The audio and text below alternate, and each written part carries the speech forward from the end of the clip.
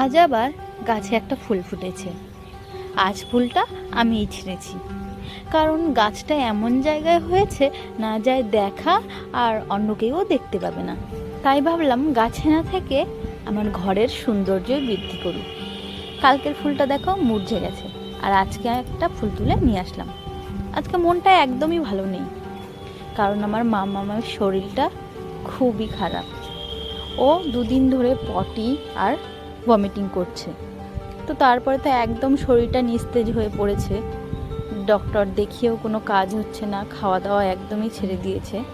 তারপরে দাদু আসায় একটু উঠে বসেছে। আর দেখো, আমার মনের মতো ঠিক যেন আকাশটাও বিষণ্ণতায় ভরে গেছে। আকাশের চারিদিকে শুধু মেঘ আর মেঘ আর অন্ধকার। বলাই যাচ্ছে না কখন যে ঝুপ করে বৃষ্টি এসে নেমে পড়ে। আর এদিকে আমি রান্না বসিয়ে দিয়েছি। তো আমাদের এখন চলছে নিরামিষ। আলু ভাজা করেছি, এখানে উচ্ছে দিয়ে আলু দিয়ে একটু ঝোল, কাঁচা কলা, বরবটি আর আলু দিয়ে একটু সবজির মতো রান্না করেছি। সবাই আশীর্বাদ করো আমার মাম্মাম যেন খুব তাড়াতাড়ি সুস্থ হয়ে ওঠে।